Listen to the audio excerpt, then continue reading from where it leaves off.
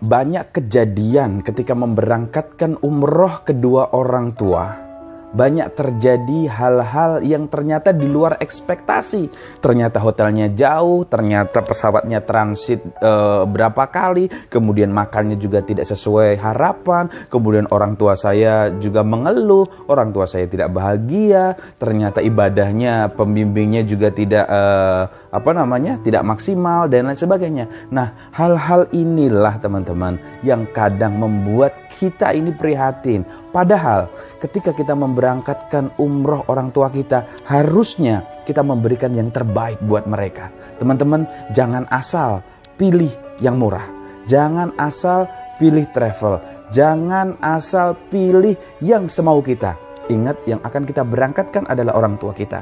Biarkan mereka menikmati sisa umur hidup mereka dengan bahagia melihat Ka'bah. Maka panduan bagaimana agar tidak terjadi hal-hal yang tidak diinginkan, agar tidak kecewa orang tua kita berangkat umroh, agar orang tua kita juga bahagia, senang, sehat, nyaman, dan pulang ke Indonesia dalam keadaan mabrur.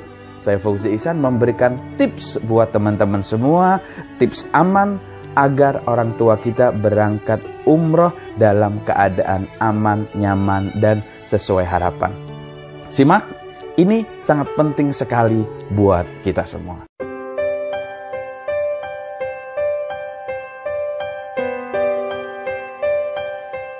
Bismillahirrahmanirrahim.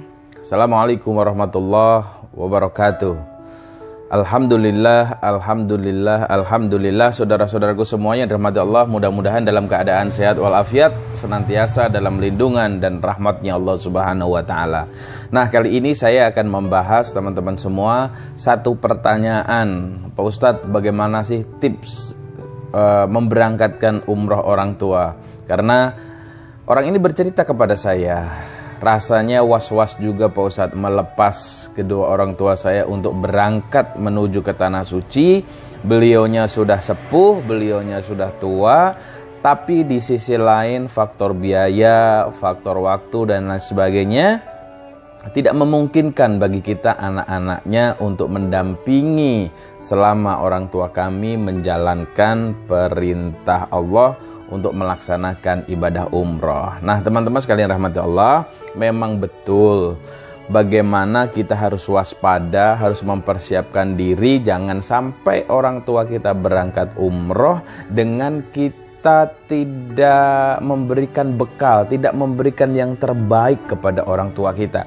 Salah-salah, nanti orang tua kita di sana malah akan susah, malah akan panik, malah akan menemui berbagai macam masalah. Nah, nauzubillah min zalik. Nah, dalam kesempatan ini sekaligus saya menjawab beberapa pertanyaan jamaah, sekaligus juga saya sampaikan ini kepada teman-teman semua yang akan memberangkatkan umroh kedua orang tuanya atau ayahnya atau ibunya yang dalam keadaan sepuh ataupun yang sudah tua. Maksud saya tua di sini mungkin umurnya di atas 60, di atas 70 tahun barangkali ya. Tapi kalau 30 tahun ya belum tua lah gitu. 40 tahun belum tua lah gitu. Nah, teman-teman sekalian dirahmati Allah, karena jujur banyak sekali anak-anak, mohon maaf, orang-orang yang ketika dia akan memberangkatkan umroh orang tua, yang penting berangkat. Yang penting orang tua saya berangkat umroh, nggak tahu nanti bagaimana di sana, itu sudah bukan urusan saya, itu nanti urusannya travel. Tidak begitu juga teman-teman. Karena bagaimanapun kita yang memberangkatkan, bagaimanapun beliau orang tua kita wajib tahu di mana nanti, kapan nanti, dan bagaimana nanti di sana. Kita wajib tahu. Bukankah selama ini sering kita mendengar, oh ternyata orang tua saya di sana dapatnya hotelnya yang sangat jauh, kemudian dapat makanannya, ternyata makanannya nggak sesuai selera, kemudian juga ternyata pembimbingnya begini, ternyata kamarnya begini, ternyata bisnya katanya AC, ya benar sih AC tapi angin cendela gitu kan. Nah, ini jangan sampai terjadi kepada teman-teman semua. Makanya pada kesempatan yang berbahagia ini, yuk sebelum berangkatkan kedua orang tua kita, ada baiknya simak tips yang akan saya berikan kepada teman-teman semua, agar apa? Agar perjalanan umroh bapak dan ibu kita, walaupun tanpa kita dampingi, insya Allah perjalanannya lancar sesuai dengan harapan, dan pulang orang tua kita gembira, pulang orang tua kita sehat, dan pulang membawa ibadah yang mabrur. Amin ya robbal alamin. Nah teman-teman sekalian dirahmati Allah, saya tidak berpanjang lebar karena teman-teman pasti sudah tidak sabar. Apa sih tips dari Pak Ustadz Fauzi Ihsan gitu. Nah teman-teman, sebetulnya tips ini saya ambil dari pengalaman-pengalaman saya selama bertahun-tahun saya membimbing ibadah umroh dan haji. Jadi memang tidak ada panduannya, tetapi melihat keadaan lapangan, melihat dari survei lapangan, dan melihat dari pengalaman-pengalaman di lapangan, rasanya ini perlu saya sampaikan kepada kaum muslimin, teman-teman yang ingin memberangkatkan umroh kedua orang tuanya yang dalam keadaan sepuh. Yang pertama teman-teman sekalian rahmati Allah, yang pertama seperti yang lain, mesti sebelum berangkat umroh harus cek dulu. Yang pertama adalah 5 pasti. Apa tadi? 5 pasti. Nah ini wajib. 5 pasti ini wajib teman-teman. 5 pasti ini wajib. Teman-teman harus cek, tidak boleh tidak. Apa yang pertama? Pastikan travel yang akan memberangkatkan kedua orang tua bapak dan ibu adalah travel yang resmi, travel berizin, dan tambahan satu lagi, yang sudah berpengalaman. Itu kan, berizin, kemudian resmi, dan berpengalaman. Taunya dari mana? Teman-teman bisa searching di Google. Nama travelnya ini, nama bironya ini, lahir kapan, sekarang sudah umur berapa. Nah insya Allah semakin panjang, semakin banyak umurnya, insya Allah lebih pengalaman. Apa iya Pak Ustadz? Nah kita tinggal lihat di lapangan gitu. Karena kalau umurnya panjang dia juga tidak berpengalaman, ya jangan dipakai seperti itu. Nah teman-teman ya, jadi pastikan travelnya resmi, berizin, dan berpengalaman. Nah cara kedua ngeceknya kantornya, ada nggak ini travel kantornya. Nah kantornya bagaimana? Kalau pengen teman-teman ada waktu, kunjungi, datangi gitu kan. Kalau teman-teman tidak punya waktu, suruh satu orang saudara atau teman untuk ngecek bener nggak ini travel ini ada kantornya, bener nggak gitu. Nah di samping teman-teman ngecek melalui internet. Ini yang pertama. Jadi travelnya kudu resmi, berizin, dan berpengalaman. Ini harga mati teman-teman. Jangan asal ambil yang murah. Sekali lagi, jangan asal ambil yang murah gitu ya. Yang kedua, nah tadi 5 pasti. Yang pertama pastikan travelnya, yang kedua pastikan jadwalnya. Nah ini tentunya berkompromi dengan bapak dan ibu yang akan diberangkatkan. Kalau bapak ibunya seandainya tidak kuat dengan hawa dingin dan lebih suka hawa panas, cuaca yang panas, maka berangkatkan mereka pada saat musim panas. Tapi kalau beliau-beliau ini masih suka dingin, enakan dingin Pak Ustadz, di sana kita ini enak, sejuk, ya silahkan berangkatkan di bulan yang cuaca atau keadaan di Mekah, Madinah, di Tanah Suci dalam keadaan yang dingin. Seperti itu, jangan dibalik ya. Orang tua sukanya dingin, dikirim ke musim yang panas, pasti nggak nyaman. Atau sebaliknya, pengennya panas, dikirim ke musim dingin, pasti juga tidak nyaman. Seperti ya. Jadi jadwalnya ditentukan. Seperti itu. Nah, yang ketiga teman-teman, pastikan juga terbangnya. Kapan nih orang tua saya terbang? Usahakan juga tahu maskapainya. Pakai Garuda, pakai Lion, pakai Etihad, pakai Saudi, atau pakai ya apapun lah. Gitu kan. Dan usahakan teman-teman sekalian yang dirahmati Allah, usahakan, ini agak saya garis bawahi, usahakan untuk kedua orang tua cari pesawat yang terbaik. Nah, terbaik ini relatif ya, terbaik. Yang kedua, usahakan buat kedua orang tua kita tidak perlu transit. Karena transit akan menguras banyak tenaga, menguras banyak waktu, dan juga perjalanannya akan lebih panjang. Seperti itu ya. Jadi usahakan jangan yang transit, kasihan. turun pesawat, nanti naik lagi pesawat, nunggu di bandara dalam waktu yang lama. Kasihan, mereka capek, gitu kan? Padahal mereka akan melakukan perjalanan selama 9 hari. Bagi yang 9 hari, yang 12 hari juga ada, yang 15 hari juga ada. Seperti itu. Jadi usahakan banget untuk tidak naik pesawat yang transit. Apalagi transitnya sampai 2 kali. Transit di India, atau transit di Singapura dulu, kemudian baru ke Abu Dhabi, kemudian baru kemana? Baru yang ketiga, yang keempat baru sampai di King Abdul Aziz Jeddah. Jangan sampai, kasihan orang tua kita, gitu ya. Kemudian yang pasti nomor 4 adalah, ini bagian pertama dulu teman-teman ya. Jadi nanti akan saya beberapa bagi bagian.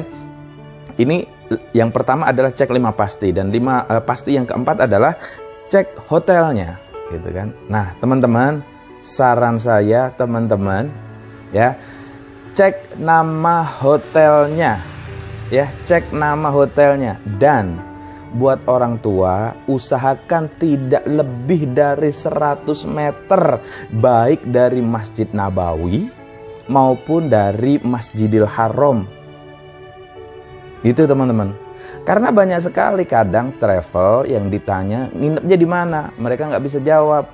Nanti pokoknya deket kok, deket, pokoknya deket. Begitu sampai di sana jaraknya 2 kilo. Kebayang kan teman-teman, kan orang tua kita udah sepuh, sholat 5 waktu, berarti kan jalan berangkat 2 kilo, pulang 2 kilo, 4 kilo, ya kasihan, nggak kuat. Nah, bagaimana cara ngeceknya hotel ini dekat atau tidak? Tanya nama hotelnya, teman-teman searching di internet, nah di situ jaraknya kelihatan.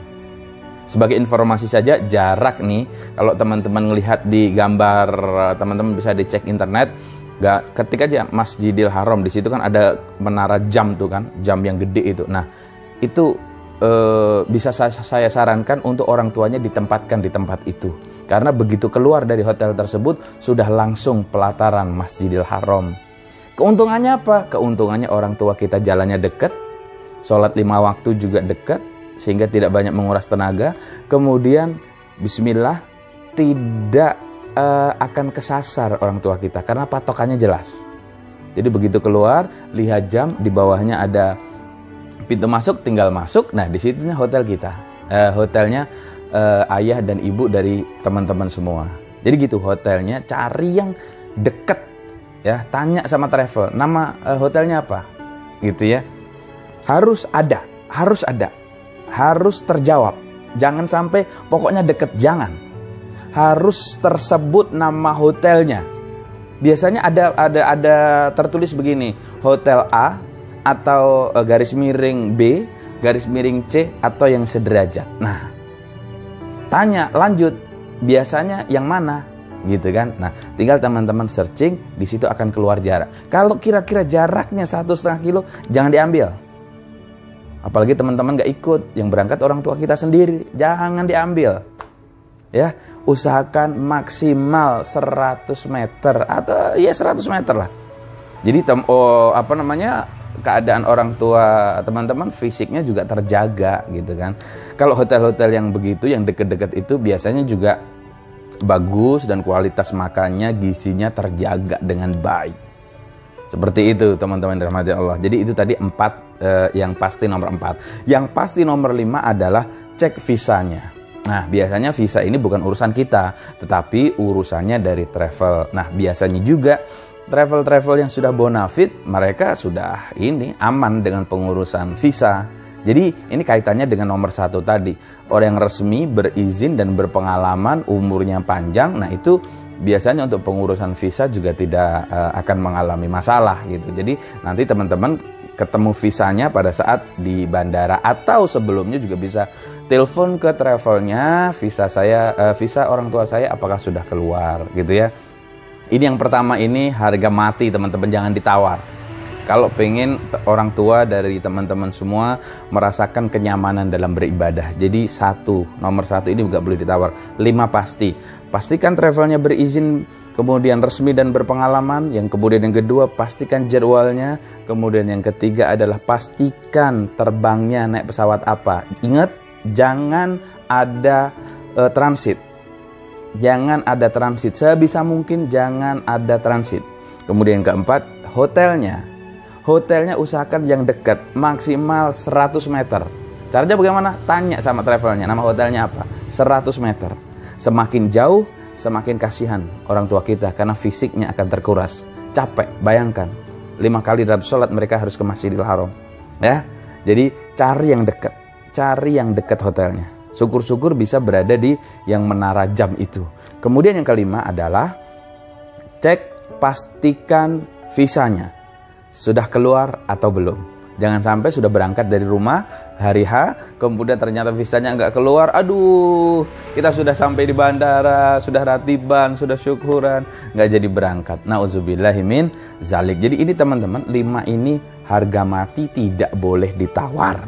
Ya, tidak boleh ditawar. Kalau menginginkan umroh, perjalanan ibadah, ayah dan ibu, bapak dan ibu, orang tua dari teman-teman semua ingin dalam keadaan nyaman, kemudian tetap bugar, tetap sehat, dan lain sebagainya. Ya, yang pertama tadi 5 pasti. Ini sekarang masuk yang kedua. Nah, yang kedua adalah teman-teman bawain bekal secukupnya. Karena saya banyak teman-teman sekalian yang dirahmati Allah, orang tuanya pejabat, anaknya pejabat, anaknya orang kaya, anaknya punya perusahaan, anaknya punya usaha yang besar. Tapi apa yang terjadi? Mereka tidak dibawain sama sekali uang. Mereka tidak dibawain bekal sama sekali. Ya ada yang dibawain 1 juta, 2 juta.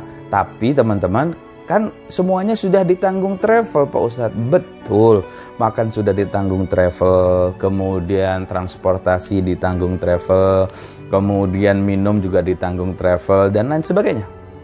Tetapi teman-teman yang dirahmati Allah, saya sampaikan, orang tua kita kadang pingin mereka sedekah di sana. Orang tua kita pingin wakaf Al-Quran di Madinah dan di Mekah. Itu kan pakai uang. Kemudian orang tua kita pengen mungkin ingin membadalkan umroh orang tuanya, kakeknya, neneknya, dan lain sebagainya. Barangkali orang tua kita pengen memberikan hadiah kepada teman-temannya ataupun kepada pembimbingnya dan lain sebagainya. Artinya itu semua tergantung daripada keadaan orang tua. Gitu. Kalau menurut saya, bawakan mereka secukupnya. Kalaupun nanti tidak terpakai, bisa dikembalikan kepada anak-anaknya, daripada orang tua kita nanti di sana kesusahan, mau bilang sama teman sekamarnya tidak berani, ataupun takut, ataupun gak enak. Jangan sampai. Kemudian apalagi teman-teman yang ada di Indonesia, kemudian nanti ditelepon ustadznya dari Mekah dan sebagainya. Teman-teman, mesti keadaan ini gak nyaman. Pasti gak nyaman gitu ya. Itu syukur-syukur teman-teman sudah memberikan bekal secukupnya, itu sudah dalam bentuk real, agar orang tua kita tidak susah untuk menukarkan di tanah suci, baik di Mekah maupun di Madinah. Lebih aman itu. Kasih ini real gitu ya. Ini recehan, mulai dari recehan 1 real, 5 real, 10 real, 50 real, 100 real, dan sebagainya. Bawa sedikit rupiah saja gitu ya. Dan teman-teman sekalian rahmati Allah, untuk orang tua tidak perlu untuk kita pergi ke tanah suci tidak perlu membawa KTP, tidak perlu membawa KK, SIM dan sebagainya, ditinggal saja di rumah. Karena kita cukup 1 paspor, itu sudah berlaku buat semuanya. Itu aman. Gitu ya. Paspor saja yang dibawa. Gitu. Jadi yang nomor 2 itu, bawain bekal secukupnya, jangan enggak. Kasihan nanti mereka, ya. Itu yang nomor 2. Nomor 3 adalah, ini nomor 3 sekarang ya. Simpan nomor telepon pembimbing yang berangkat dari Jakarta atau dari Indonesia, ya. Sebelum berangkat temui pembimbingnya. Pak, Bu, ini orang tua saya nitip. Kalau boleh saya minta nomornya untuk nanti kalau ada apa-apa. Mesti diperbolehkan, nggak mungkin. Nggak ada teman-teman, nggak mungkin. Kemudian mutawim bilang, pembimbingnya bilang, jangan Pak, nanti Bapak ganggu saya lagi ibadah di sana. Nggak ada, gitu ya. Saya minum dulu, bismillahirrahmanirrahim. Itu teman-teman. Jadi diminta nomornya. Itu nomornya. Nah, kemudian yang kedua, atau minta nanti kan di sana orang tua bapak dan ibu kan dibimbing oleh seorang mutawif. Nah, teman-teman bisa minta nomor mutawif itu dari pembimbing atau kelompok yang terbang dari Indonesia. Pak, nanti kalau di sana sudah ketemu mutawif, minta tolong Pak ya, saya minta nomor mutawifnya kalau boleh, jika diizinkan gitu. Saya cuma pengen tahu saja kok gitu. Nah, kalau sudah diberikan teman-teman, ya jangan setiap 5 menit kemudian gimana keadaan bapak saya, gimana keadaan ibu saya, gimana. Jangan. Itu nanti akan mengganggu pembimbingnya gitu. Jadi setiap 5 menit nanya, gimana Pak, orang tua saya di mana? Enggak. Selama tidak ada kabar, berarti yakinkan orang tua bapak dan ibu baik-baik saja, gitu kan? Biarkan mereka beribadah, biarkan mereka menikmati jamuan dari Allah Subhanahu wa taala di sisa umur mereka. Mudah-mudahan mereka bisa merasakan sebuah kebahagiaan yang sangat luar biasa, bisa memandang Ka'bah, gitu ya. Jadi yang ketiga itu, simpan nomor pembimbing atau mutawif untuk hal-hal yang diperlukan.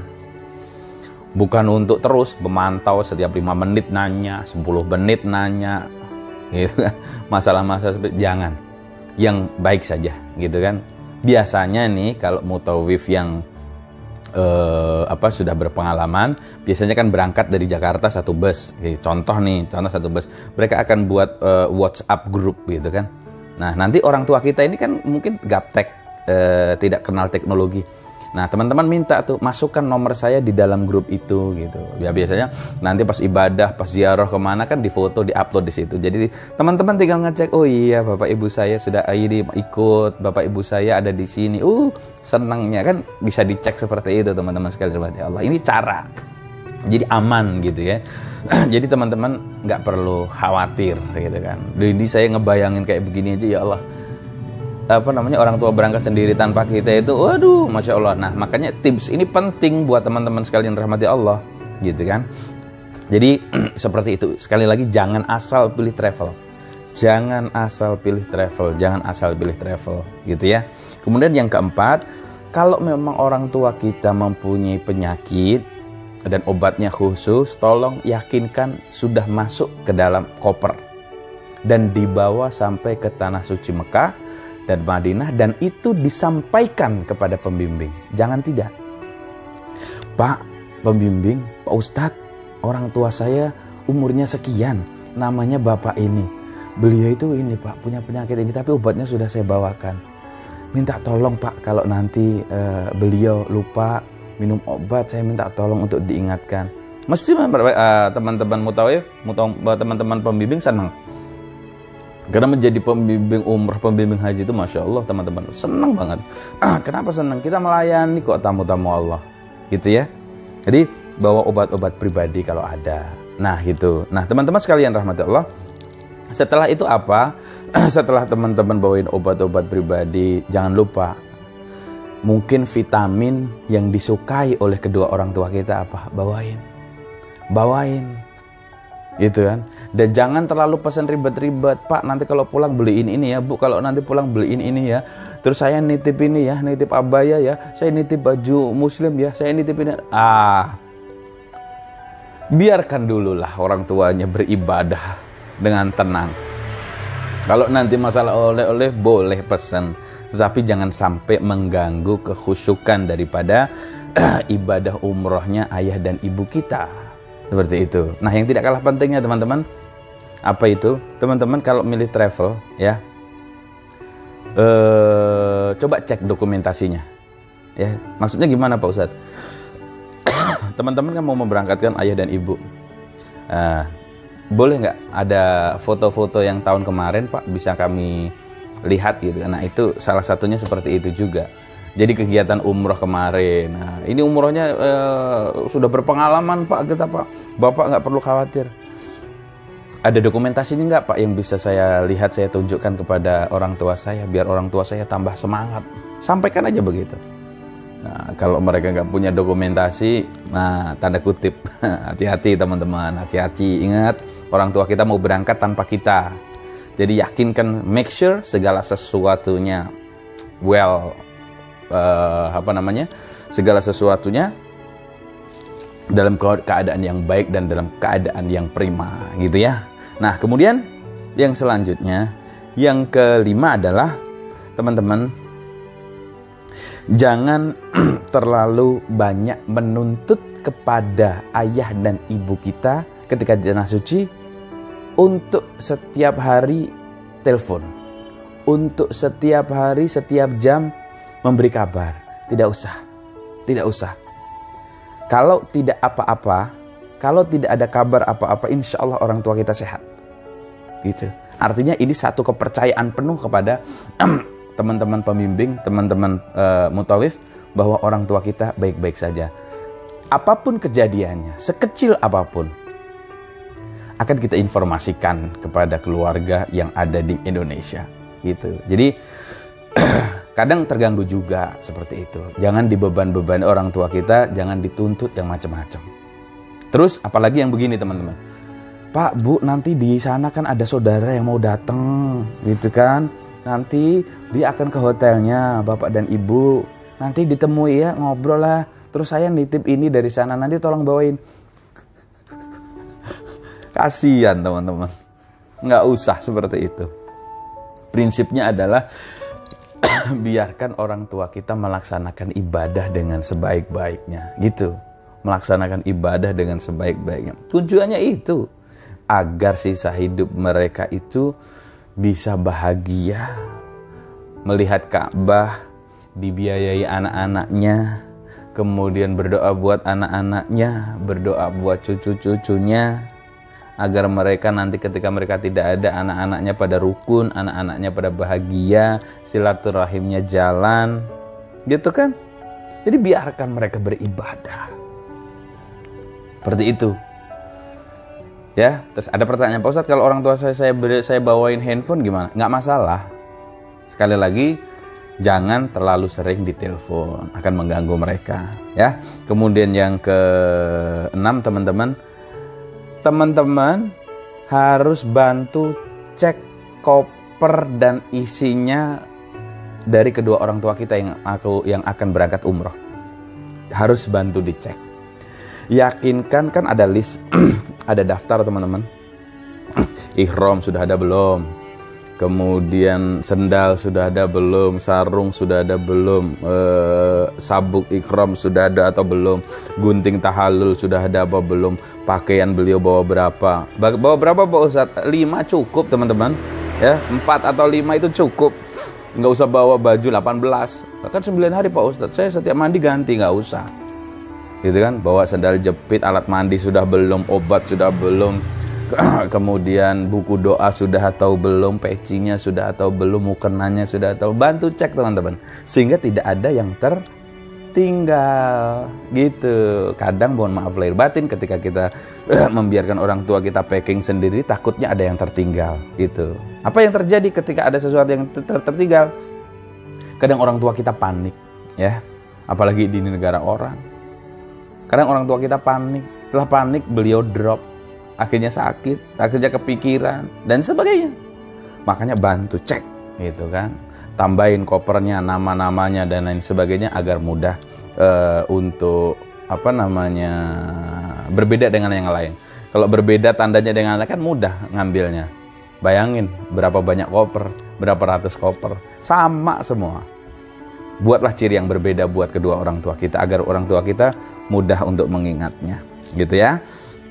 Kemudian yang ketujuh teman-teman, ini yang terakhir setelah orang tua kita berangkat, beliau pergi ke tanah suci, kita antarkan ke bandara, ya, bandara. Untuk apa sampai bandara Pak Ustadz?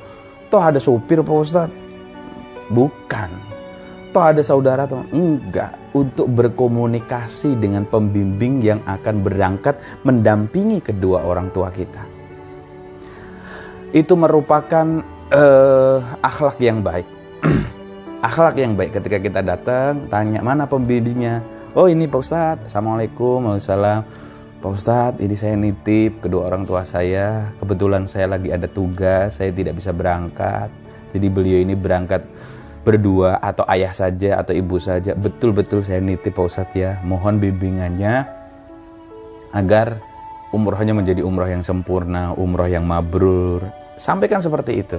Kemudian minta nomornya seperti tadi kan, minta nomor mutawifnya nanti kepada Ustadz pembimbing dan sebagainya. Gitu. Dengan diantarkan kita juga, orang tua kita juga pede, gitu kan. Sambil kita ngobrol, nggak usah tegang, nggak usah ini, ada Pak Ustadz, ada ini Pak Bimbing, nggak tahu nanya gitu. Timbulkan semangat orang tua kita agar nanti pada saat di Mekah Al-Mukarramah beliau itu semangat, gitu ya. Gitu teman-teman. Jadi jangan asal milih ya, jangan asal murah, yang penting murah. Ingat teman-teman, semakin banyak yang kita keluarkan untuk ayah dan ibu kita, semakin banyak yang kita keluarkan untuk umroh, untuk haji, insya Allah balasan Allah juga semakin banyak. Ibarat kita ini berangkat dinas dari kantor, kemudian kita biayanya diganti oleh kantor. Pilih mana? Suruh nginep, semuanya ditugaskan ke Pekanbaru, hotel, yang bayari kantor semua, nanti dirembes sama kantor.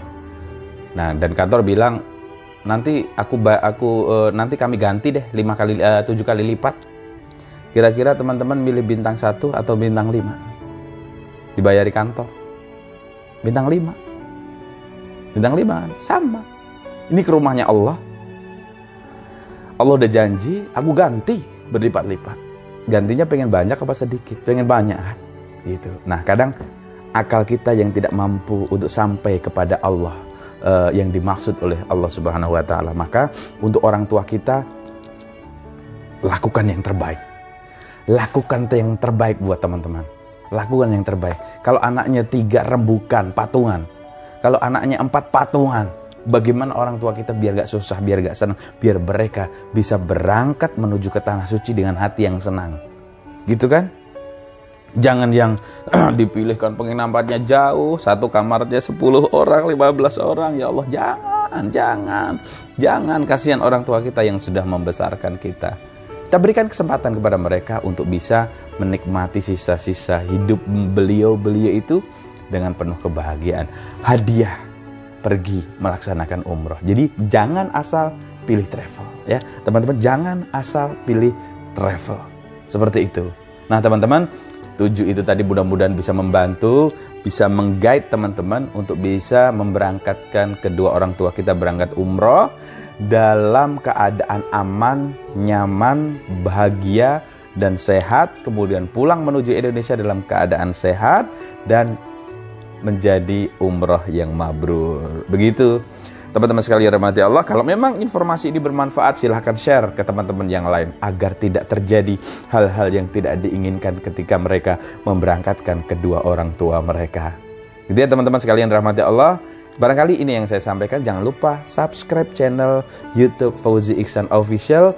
Bantu gerakan dakwah kami dengan mensubscribe channel YouTube Fauzi Ihsan Official. Sekali lagi teman-teman sekalian rahmati Allah, mudah-mudahan kita semua ditakdirkan oleh Allah Subhanahu wa taala bisa berangkat umroh, bisa berangkat haji bersama dengan keluarga tercinta. Saya Fauzi Ihsan, wal afu minkum billahi taufik wal hidayah. Assalamualaikum warahmatullahi wabarakatuh.